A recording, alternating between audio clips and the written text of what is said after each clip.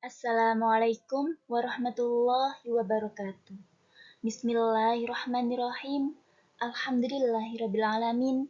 Wabihi nasta'in ala umri dunya waddin. Wassalatu wassalamu ala asyrafil anbiya'i wal mursalin. Wa ala alihi wa sahbihi ajma'in. Amma ba'd.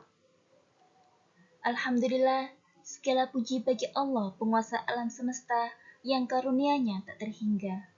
Sholawat serta salam semoga tetap tercurah limpahkan kepada junjungan kita, Nabi besar Muhammad Sallallahu Alaihi Wasallam. Marhaban ya Ramadan. Bulan yang penuh berkah dan ampunan telah tiba. Bulan di mana kita semua menunaikan ibadah puasa dan lebih mendekatkan diri kepada Allah Subhanahu wa Ta'ala. Anak-anakku, siswa-siswi MI Nurul Huda, pada kesempatan yang baik ini Bu Ika akan menyampaikan materi mengenai zakat. Anak-anak, telah kita ketahui bahwa zakat merupakan rukun Islam yang ketiga. Zakat sendiri memiliki pengertian secara bahasa, yakni membersihkan atau menyucikan. Sedangkan secara istilah, zakat adalah mengeluarkan sebagian harta tertentu kepada orang yang berhak menerima dengan syarat dan ketentuan yang telah ditentukan. Perintah Allah untuk berzakat ini sudah dijelaskan dalam Quran Surat Al-Baqarah ayat 43. Bismillahirrahmanirrahim. Wa aqimus sholata wa atuz zakah warka'u ma'ar raki'in. Yang artinya, dan dirikanlah sholat, tunaikan zakat, dan rukuklah beserta orang-orang yang rukuk. Anak-anak, zakat ini dibedakan menjadi dua, yakni zakat fitrah dan zakat mal. Untuk pembahasan pertama kita, yakni mengenai zakat fitrah. Zakat fitrah merupakan mengeluarkan harta berupa makanan pokok kepada orang yang berhak menerima sebesar 2,5 kg atau 3,5 liter, jika makanan pokoknya berupa beras. Zakat fitrah disebut juga sebagai zakat nafsi atau zakat jiwa. Adapun hukum dalam mengeluarkan zakat fitrah adalah wajib bagi mereka yang mampu.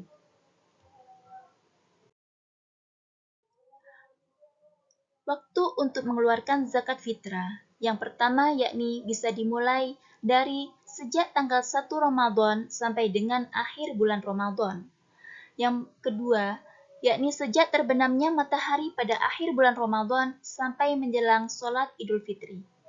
Adapun waktu yang paling afdol yaitu mulai waktu subuh pada tanggal 1 Syawal sampai sebelum sholat Idul Fitri.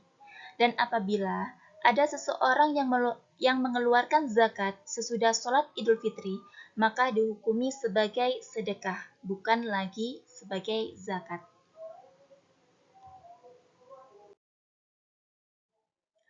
Orang yang wajib mengeluarkan zakat fitrah, yakni harus beragama Islam, baik laki-laki maupun perempuan. Wajib mengeluarkan zakat fitrah mulai sejak dia dilahirkan hingga lanjut usia, dan memiliki penghasilan yang cukup untuk kehidupannya sehari-hari. Orang yang mengeluarkan zakat fitrah atau membayar zakat fitrah disebut sebagai muzaki. Nah, berikut ini adalah niat zakat fitrah. Bismillahirrahmanirrahim. Nawaitu an ukhrija zakatal fitri an nafsi fardhalillahi ta'ala. Yang artinya, saya niat mengeluarkan zakat fitrah untuk diri saya sendiri fardu karena Allah Ta'ala. Nah, untuk pembahasan kita yang kedua, yakni mengenai zakat mal. Zakat mal disebut juga sebagai zakat harta. Zakat mal, yakni mengeluarkan harta kekayaan yang dimiliki apabila telah mencapai nisab. Nah, nisab sendiri merupakan lama waktu suatu harta menjadi milik seseorang dalam jumlah tertentu. Adapun besarnya zakat mal ini adalah 2,5% dari harta yang dimiliki seseorang. Nah, berikut ini adalah syarat wajib zakat mal. Yang pertama yakni beragama Islam, yang kedua baligh, yang ketiga berakal, yang keempat mencapai 1 tahun, dan yang kelima adalah harta milik sendiri, bukan harta titipan dari orang lain. Jenis harta mal yang wajib dizakati, yakni yang pertama emas dan perak yang disimpan, yang kedua uang simpanan atau uang tabungan yang mencapai 1 tahun, yang ketiga harta dari hasil berdagang atau bekerja, yang keempat yakni dari binatang ternak seperti sapi, kambing yang diternak.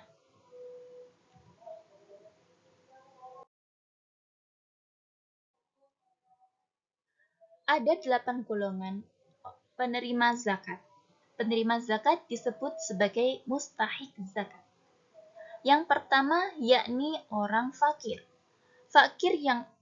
Fakir merupakan orang yang tidak memiliki harta dan pekerjaan untuk memenuhi kebutuhan hidupnya. Yang kedua yakni miskin. Miskin merupakan orang yang memiliki harta dan pekerjaan tetapi masih tidak mencukupi untuk memenuhi kebutuhan hidupnya sehari-hari. Yang ketiga yakni amil atau panitia zakat, yakni orang yang bertugas untuk mengumpulkan dan membagikan zakat kepada para mustahik. Yang keempat, mu'alaf. Mu'alaf adalah orang yang dianggap masih lemah imannya, karena mu'alaf ini adalah orang yang baru masuk Islam. Yang kelima yakni riqab atau budak.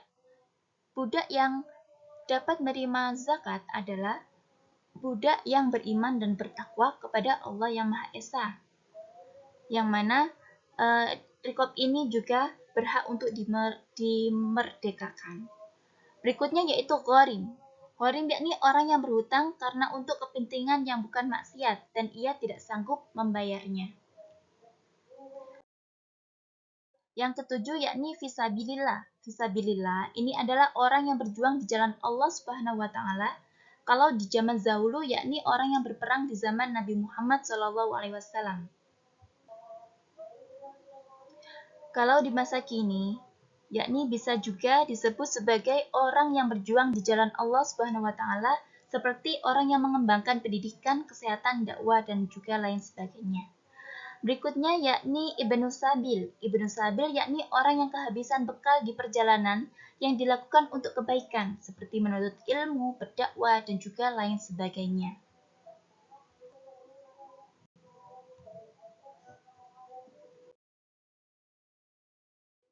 Nah, anak-anak, berikutnya yakni hikmah berzakat. Berzakat dapat membersihkan harta dan jiwa kita dari sifat kikir, tamak, atau rakus. Yang kedua yakni dapat membantu orang yang kesusahan dalam segi ekonomi. Yang ketiga dapat mendorong manusia untuk berjiwa sosial dan peduli terhadap sesama.